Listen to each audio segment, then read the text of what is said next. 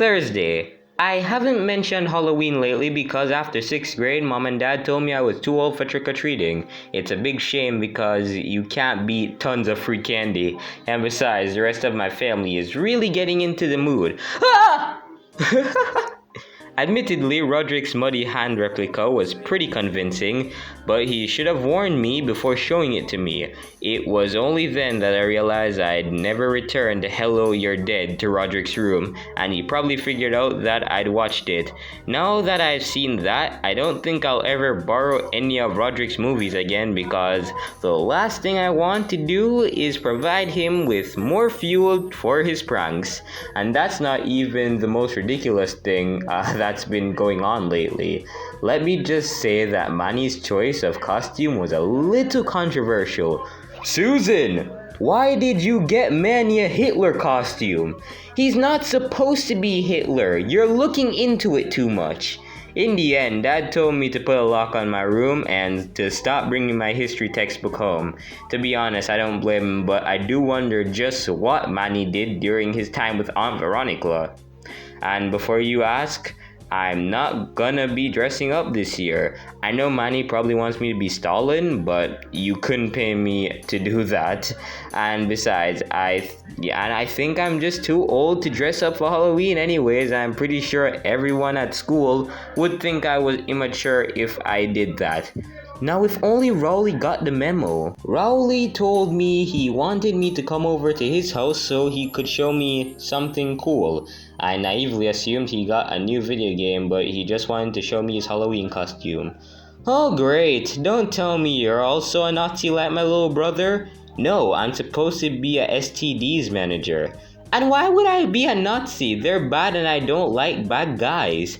In all honesty, Rowley's costume was way better than his pathetic excuse of a knight costume, even though I was pretty sure no one would be able to tell who he was. I think Rowley realized that too because he wanted me to do a group costume with him. Say, do you still have that wig? Because I can get my mom to make you a dress and you can be so young. Oh yeah, I lost it and that's not gonna happen. I'm just glad Holly wasn't with us because I do not want to cross-dress in public ever again. I'd also like to confess that I still have a wig, though I haven't decided what to do with it yet. I'm currently leaning towards scaring Roderick by dressing as this serial killer girl from a recent horror movie. But Dad's reaction to the fake Roderick cross-dressing is making me wonder. It's making me wonder if I should try something else. Friday. I thought Rowley would be the only one at our school to dress up for Halloween, but a lot of kids decided to do so and I was looking like the odd one out. I think I'll take back my previous comment about me being too old to dress up for Halloween because there were about only 4 or 5 kids who didn't dress up and they consisted of Alex Aruda and his fellow nerds. Believe it or not, but some of the costumes were actually pretty good. Trista came dressed as the main character from this fantasy novel and she looked like she'd spent weeks working on her costume. Hey there, Greg! Holly also dressed up and it was only then that I learned that I'd missed out on something potentially interesting. Oh, did you not hear about the Halloween contest they're holding this afternoon? Wait, there's a contest? Holly told me the contest was supposed to help fund the senior prom. They used to open a haunted house for this time of year, but that got cancelled after too many people got injured last year. Come to think of it, Roderick and several of his friends were seniors that year, so I wonder if they had anything to do with the injuries.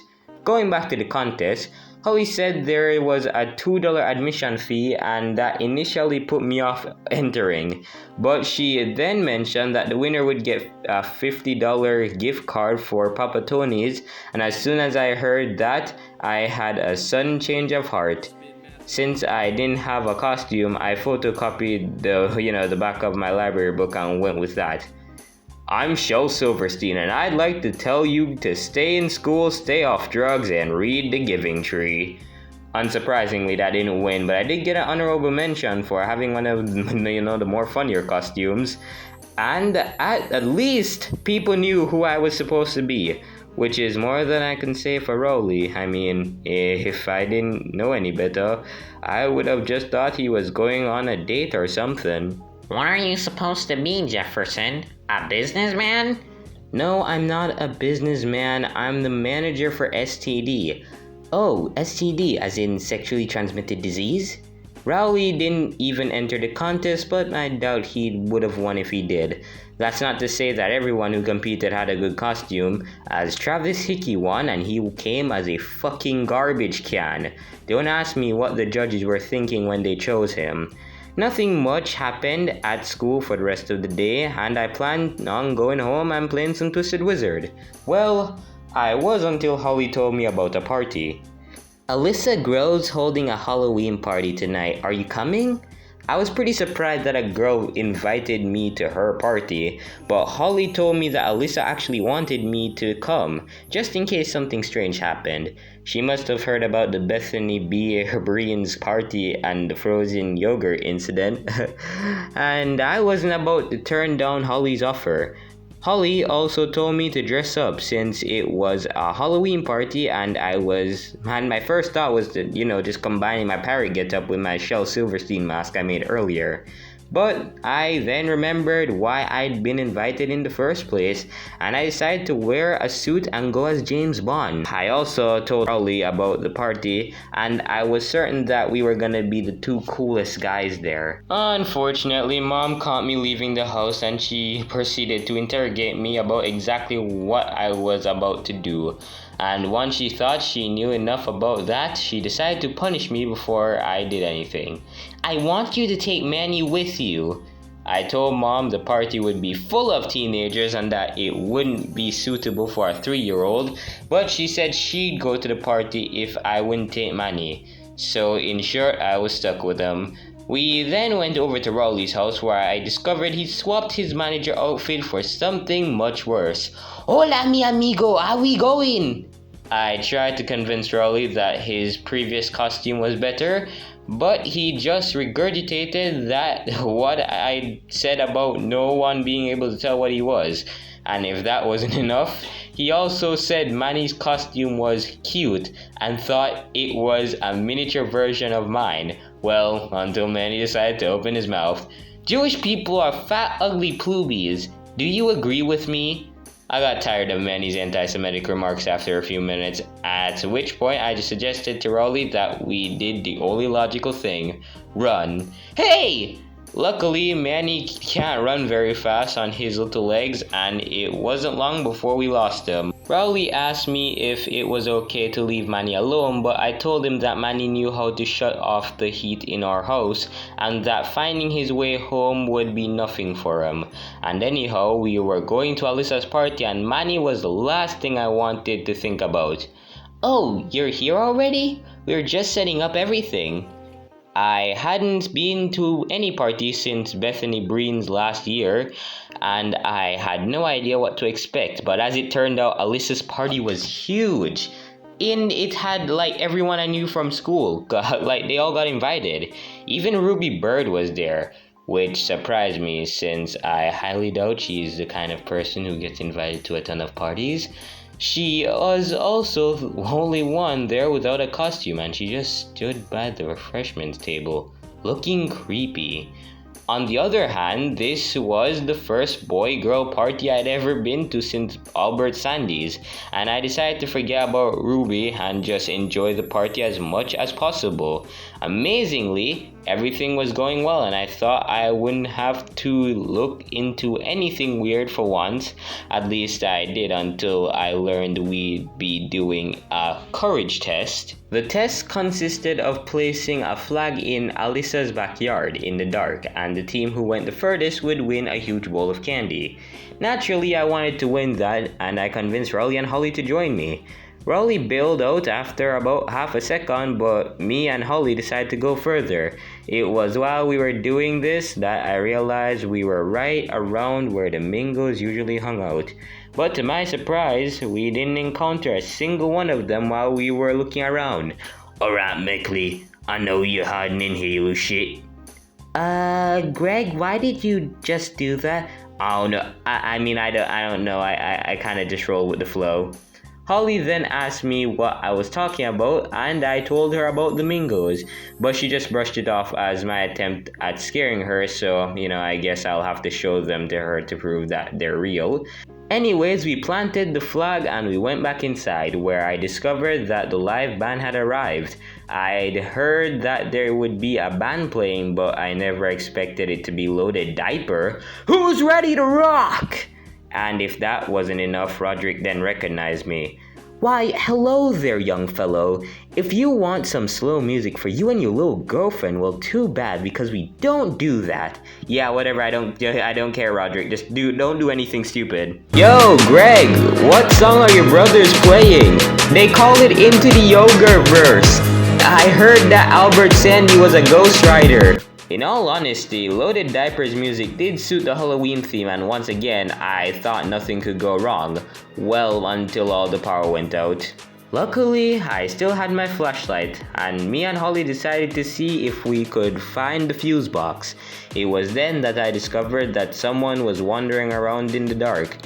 I had no idea where the fuse box could be, and I was tempted to follow Ruby and see where she was going, but Holly said she'd been here several times and she thought she knew where it might be. Unfortunately, we ran into the Mingos in the hallway. Once we retreated to the safety of the basement, I decided that us two were no match for the Mingos and that we had to get even with them. I started off by locating Alyssa so I could ask her if she knew anything about the Mingos and Ruby. Alright, I checked upstairs and it looked like the Mingo Kids are behind the outage. You didn't invite them, did you? Oh no, I didn't. Are you saying they got in somehow? I should have made sure I locked the back door after the courage test. Well, okay, but something tells me they got in here before that. By the way, did you invite Ruby Bird to the party? Oh god, Ruby, I might have gone a little too far with the invitations, but I don't think anyone would have brought her along. I had a feeling that Ruby hadn't been invited, and now that I know she wasn't, this could only mean she was up to no good. It was at that point that I began wondering if she was a Mingo and that she was supposed to be some kind of scout for them. Now that I knew Ruby wasn't welcome here, I knew we had to do something. I got Alyssa to draw a map of her house and gathered up some stuff from the basement to use as weapons, and with that we were ready to roll. Almost everyone wanted to go on patrol since there was nothing else to do in the dark. We ended up splitting everybody into groups to patrol separately, and I was with Trista and Holly. Rather surprisingly, we didn't see any Mingos until we stumbled upon a bizarre scene in the Grove's living room. You seem pretty cool, little guy, but are you a supporter of our almighty lord? Of course I am. All hail Satan, his almighty presence. It's a good thing the Mingos couldn't see us in the dark because I don't think they wanted us to hear what they were talking about. The guy talking to Manny claims they were a bunch of Satanists and that the Grove's house was built on top of an ancient burial ground.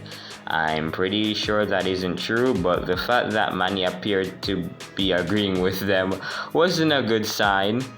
The Mingo's conversation with Manny was ultimately cut short after they heard some girl yelling at someone. I probably should have made more people stay in the basement. You dirty cheating bastard! I should have never trusted you! This left just Ruby Bird sitting on the love seat, keeping lookout.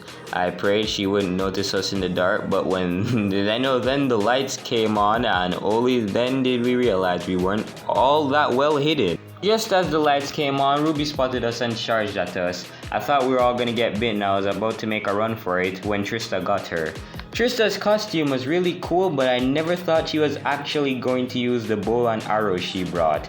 Trista said her dad's a hunting enthusiast and she got the arrows from him, which meant they were actually laced with that tranquilizing stuff.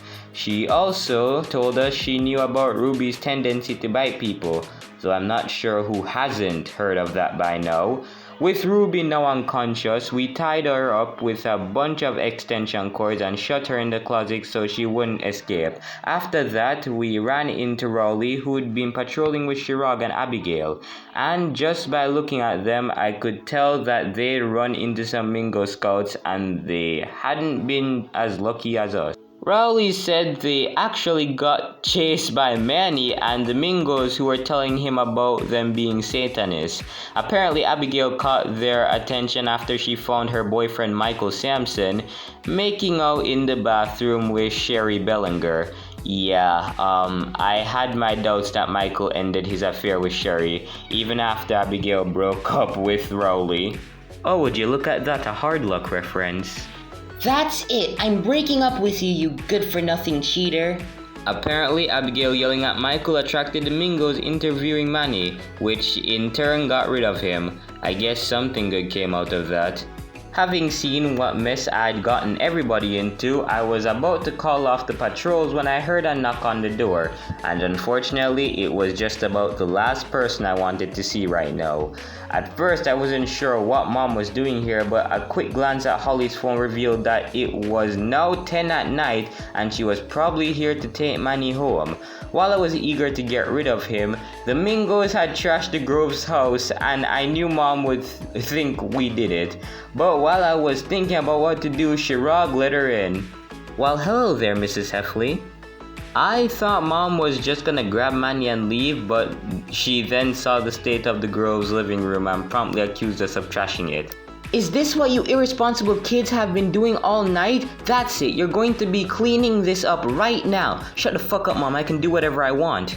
Ow, stop, Mom. Ow, you're beating me in front of Holly and Trista. Stop it, Mom. Stop, I'm sorry. While I was getting my ass whooped, I tried to tell Mom that it wasn't our fault, but she said she knew better than to trust a bunch of teenagers, and that she was gonna stay for the rest of the party. I thought for sure that we were screwed until she noticed what Manny and the Mingos were doing. Oh, did you invite Manny to hang out with you? That's so sweet. The worst part was that Mom thought the Mingos ritual was fake and she actually joined in.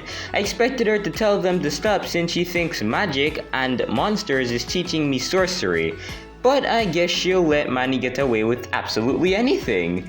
With Mom now siding with the Mingos, I went back to the basement to see if I could come up with a new plan. It was then that I learned that Roderick and his bandmates had just what I needed to get rid of the Mingos. Greg, do you really not know how electricity works? That thing took us half a second to fix. Well, okay, but Mom, Manny, and the Mingo Kids are trying to summon a demon. Could you help me with that? Demons, huh? Say, Rod, didn't we bring that smoke machine because you thought it looked demonic? As soon as Bill said that, I knew exactly what to do and I asked Roderick for the keys to his van. He did take some convincing, but once I reminded him that Mom and Manny were involved in this, he agreed almost instantly. And with that, I grabbed more extension cords, hooked up the smoke machine from the outside and turned it on. Amazingly, the Mingos thought their ritual had worked and they all ran outside, accompanied by Mom and Manny, and before they could realize their mistake, I locked them out. I'm not sure if the Mingos end up finding the smoke machine, but to be honest, I don't really care. There were no disruptions for the rest of the night, just everyone having a great time, well, everyone except for Mom and Manny and the Mingos, that is. It was only after midnight that the party started dying down and everyone began to leave. Unfortunately for me, Holly was one of the first people to leave. I just got a call from my mom and she's picking me up soon. I guess I'll see you tomorrow. I was about to say goodbye to Holly when I realized that Mom was gonna fucking ground me for 1,000,000 years after all the stuff I did. So just as Holly was about to leave, I asked her something I never thought I'd end up saying. Hey Holly, I've got nowhere to go for the night. Is it okay if I stay at your place? Amazingly, Holly told me I could stay over and that I could sleep in Heather's room since she was away at college. I guess I shouldn't have expected Holly to let me sleep in her own room, and anyhow, Dad's been threatening to send me to Spag Union if he ever catches me getting Holly pregnant. Though it's not like I'm gonna do that because I've seen this TV show on teen mothers and I do not want to put Holly through any of that. All in all, I don't think I would have predicted anything that happened tonight, but I think the end result was definitely worth it. Wait, twitching eyes, raggedy clothes, holding hands. Greg's no longer a virgin! Yeah! Saturday. It's a good thing I wrote down everything that happened last night because I was really confused when I woke up this morning. In fact, it actually took me a few minutes to remember where I was, but once I did, it's safe to say one of my best mornings in a long time. Good morning, handsome. We spent the rest of the morning watching TV and discussing the party until Dad came to pick me up. I braced myself for what he'd say, about me spending the night at a girl's house, but he seemed more concerned about Mom. What was you mother doing at that party? I haven't seen her since last night. I told Dad about Mom joining the Mingos, though I left out the part about them being Satanists. That alone was enough for Dad to file a missing persons report for Mom, though they still haven't found her as I'm writing this. Once I got home, I spent most of the afternoon doing homework before I decided to go over Rowley's to see him. If he wanted to play video games. But when I found him, he was with the last person I expected to see him with. I never thought Rowley and Abigail would ever get back together. Hey, another hard luck reference. But I guess Abigail realizing that Michael hadn't forgotten about Sherry was the last straw. To be honest, I'm actually quite happy that Rowley got a girlfriend, even if it is the same girl who only dated him last year despite her existing boyfriend. Hopefully their relationship will last longer this time with Michael out of the picture for good. After that, I decided to give Rowley and Abigail some time to themselves and I went back home. I was about to boot up Formula One racing when I received a call from Alyssa and I discovered the consequences of what I did to Ruby Bird. Alright, so my dad was cleaning out a closet and he found that weird Ruby Bird girl inside. Did you know she was one of those Mingo Kids disguised as a girl? I'm not sure how she got in there, but I'm pretty sure it's got something to do with that beer Evan Whitehead brought. I know I didn't get. For a moment, I was worried that I wouldn't be invited to any more parties after failing my duty, but Alyssa told me that I should come to her next party to prevent anyone from sneaking alcohol in. If anything, that's got to be way easier than dealing with the Mingos. After that, I realized I still hadn't got my revenge on Roderick for his muddy hand. After leaving through some photo albums, I determined that Dad read Roderick the Giving Tree, and you can probably see where this went. Boo! Ah!